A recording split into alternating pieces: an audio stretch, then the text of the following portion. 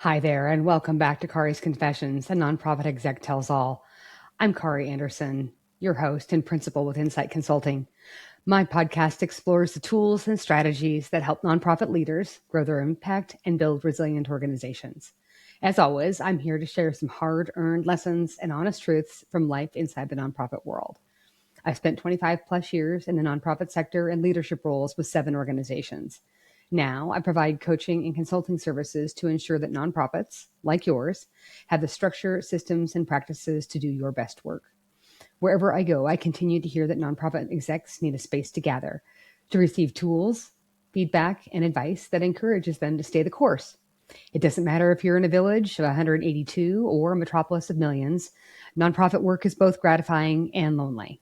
I'm here to make sure that you have a chance to breathe, laugh, smirk, and get excited again about the important work that you do.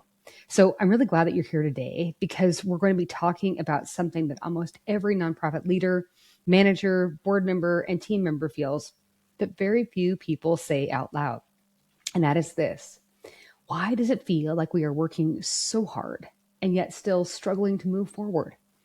If you've ever ended a week exhausted, looked at your overflowing inbox, your packed calendar, your half-finished strategic plan, your unread board emails, and maybe some staffing issues, your fundraising stress, and thought, oh my heavens, how can we be this busy and still feel behind?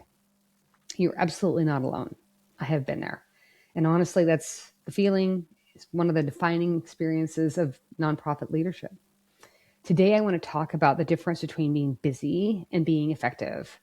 And again, some hard lessons that I learned when I was a nonprofit exec, because the reality is that many nonprofits are not failing because people do not care. They're struggling because urgency has quietly become the operating system. This might be you. And over time, that creates exhaustion, confusion, turnover, fundraising panic, board tension, and teams that feel like they are sprinting on a treadmill. It's uncomfortable. It's certainly not sustainable. So today, we're going to talk about how to step out of that cycle.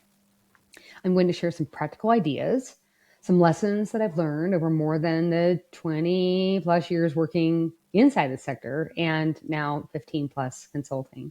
And honestly, a few stories from organizations that completely changed direction once they learned how to prioritize what actually mattered.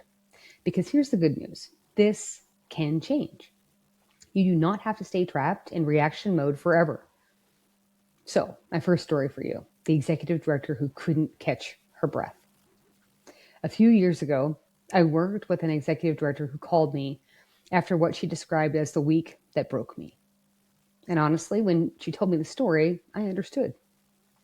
Within the scope of 5 days, 2 staff members resigned, a major donor wanted an emergency meeting, the board chair was frustrated about fundraising numbers, a grant report deadline got moved up, their annual event sponsor pulled out, and a program crisis exploded on social media.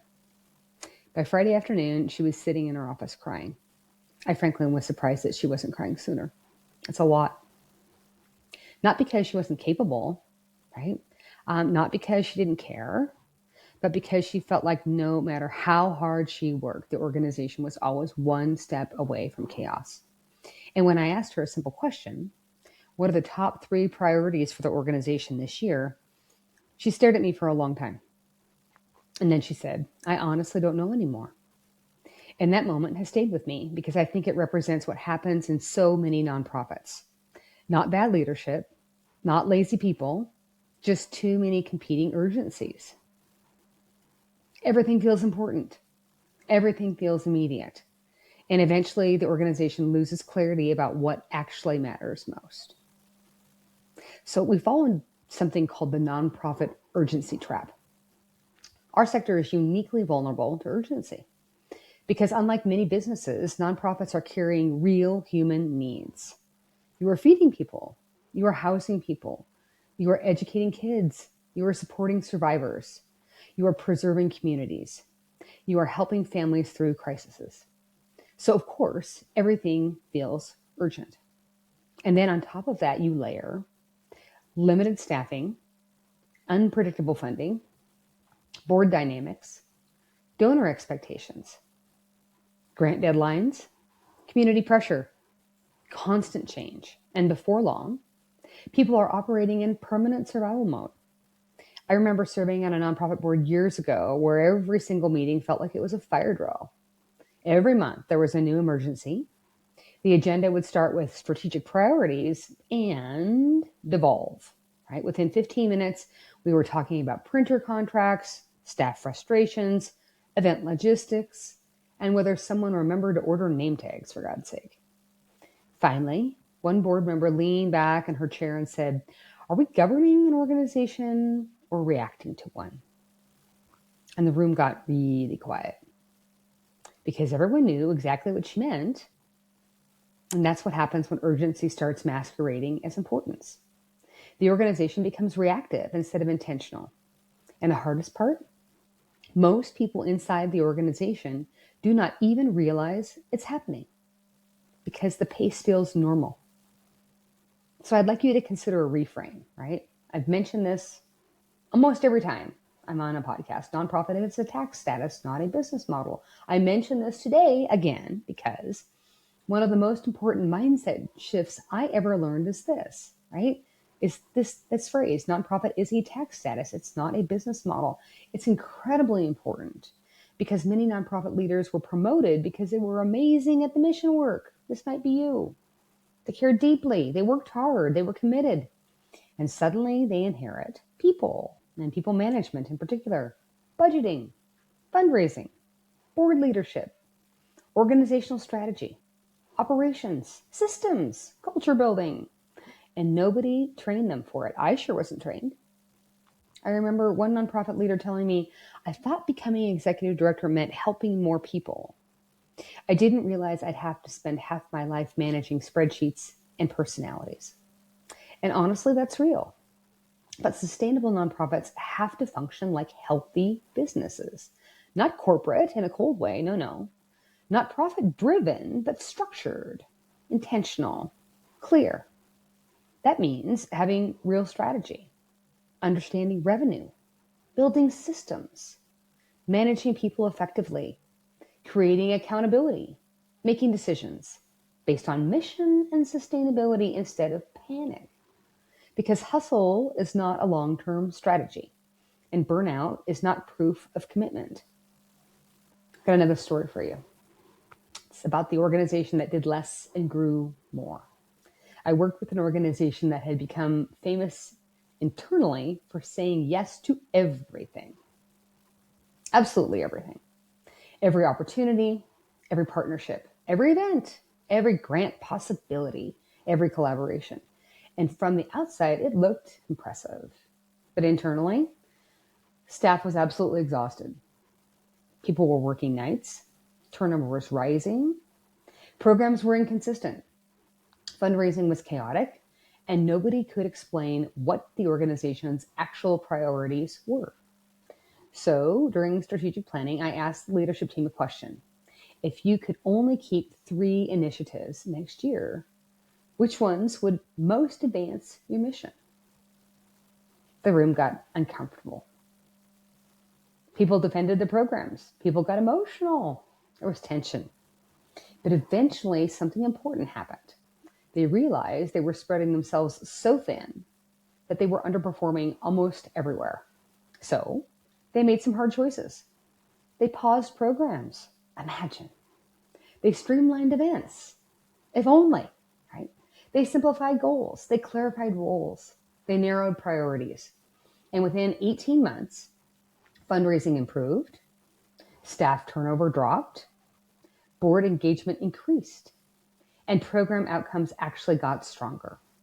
Not because they worked harder, mind you, because they got clearer. That's the power of prioritization. So I want to do a little bit of thinking, talking, right, about defining what actually matters in your organization. One of the reasons that prioritization is difficult is because important is often vague. So I encourage organizations to anchor around a few simple questions. What must be true in 12 months for us to call this year successful? What are the 3 to 5 outcomes that matter most? And maybe the hardest question, What are we doing right now that does not meaningfully support those outcomes? That last question is where things get uncomfortable for most organizations because nonprofit cultures are often deeply relational. People don't want to disappoint each other. They don't want to say no. They don't want conflict. So organizations keep stacking initiatives on top of already overwhelmed systems. It reminds me of a story from a retreat I facilitated a few years ago. One staff member finally said, "We keep adding bricks to the backpack and then acting surprised when everyone is exhausted." And honestly, that might be one of the best descriptions of nonprofit culture I've ever heard. Eventually, someone has to ask, what are we willing to stop doing? Because prioritization is not just deciding what matters, it's deciding what matters most. So, a thought for you. In our sector in particular, people are the real infrastructure. I think that many organizations underestimate how much internal health affects external impact. People sometimes say, we don't have time to work on our internal systems. The community needs us. And I understand the instinct, but the internal systems are what allow you to serve the community sustainably. I've seen organizations with incredible missions completely stall because staff roles were unclear, managers avoided conflict and difficult conversations, meetings produced no decisions, boards micromanaged operations, issues stayed hidden until they exploded. And I've also seen average organizations become extraordinary because they invested in people, strong managers, healthy communication, clear accountability, aligned boards, healthy culture. I remember working with a leadership team where one manager quietly admitted, "I spend most of my week cleaning up confusion that could have been prevented in one clear conversation." And honestly, that sentence explains so many nonprofit problems. Avoiding hard conversations does not create harmony. It usually creates resentment, confusion, and burnout. Healthy accountability is not punishment, it's respect. It says, we care enough about the mission and each other to be clear. So I want to share another story, the fundraising story every nonprofit knows. I want to talk about fundraising for a minute in this context because it's one of the biggest areas where nonprofits confuse movement with progress. I worked with an organization where fundraising felt like permanent panic. Every few weeks, there was another emergency, another sponsorship push, another scramble, another campaign, another event, always another event, another urgent ask. And the staff, imagine, right, predictably, was exhausted.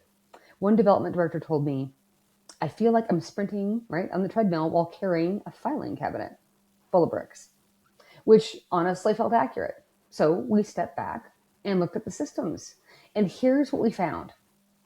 They had no consistent donor stewardship plan, no major gift strategy, no predictable annual giving calendar, no clear board expectations, no follow-up systems. Everything depended on heroic effort. And heroic effort is not sustainable. So instead of chasing more activity, we simplified. We focused on donor retention, relationship building, consistent communication, clear board rules, realistic fundraising goals, better systems, and something fascinating happened. The organization actually raised more money while creating less internal chaos because sustainable fundraising is not magic. It's not magic. It's relationships plus systems. And honestly, many nonprofits already have more support around them than they realize. But when organizations stay trapped in constant urgency, they never slow down long enough to build the infrastructure that sustains growth. So I'm going to share some practical shifts that change everything at organizations, if you're willing to make the shift. So what actually helps organizations stop being endlessly busy? Here are the few of the biggest shifts that I have seen make a real difference. Number one, choose 3 must-win goals. Not 10, not 15, 3. You can still have other work happening, but identify the goals that define success. Because when everything is a priority, nothing really is. I once worked with a board that had 17 strategic priorities, 17.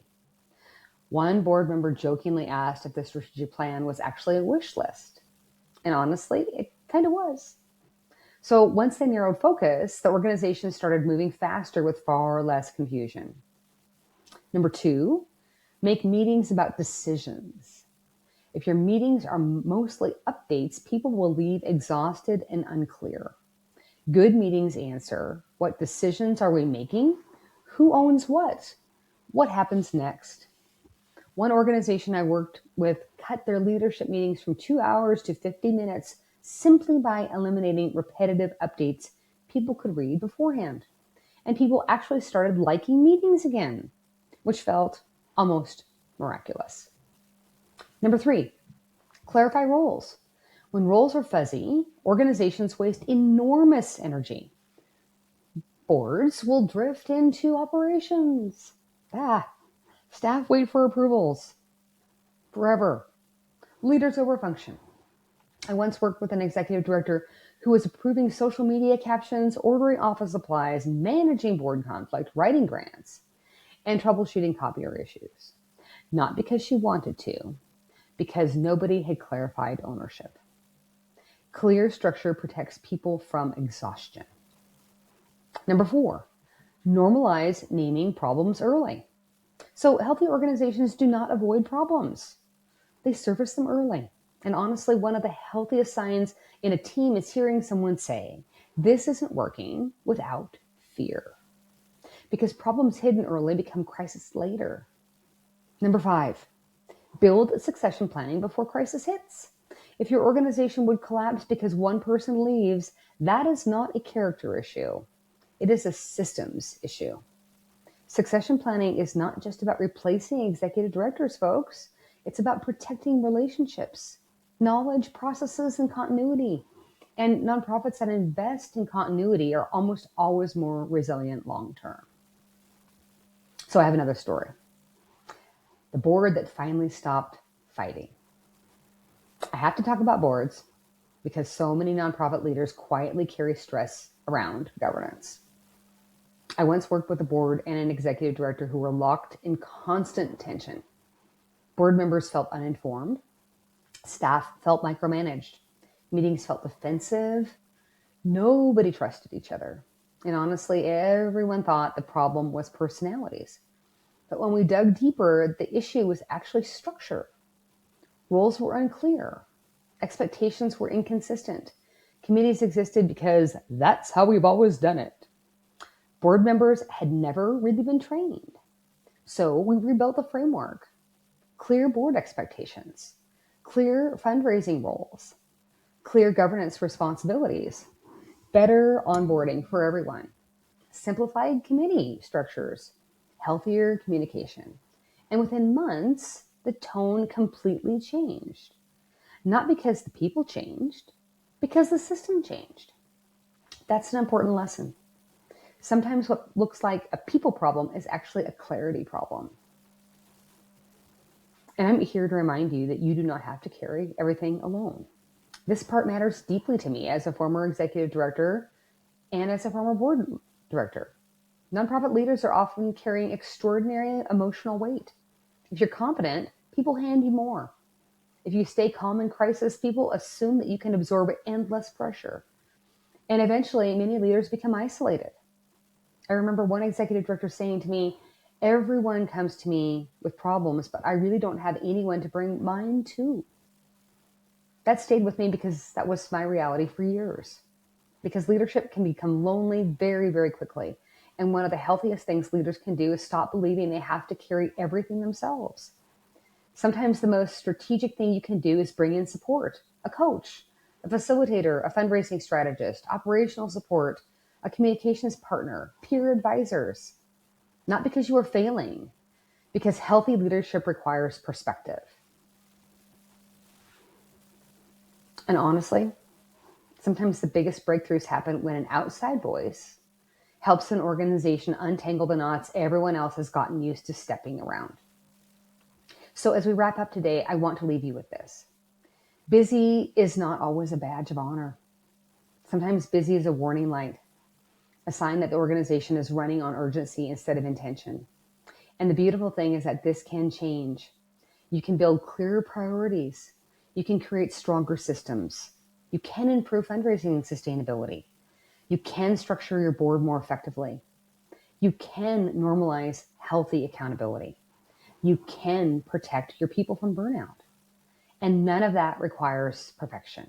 It starts with clarity. So here's one simple challenge for this week.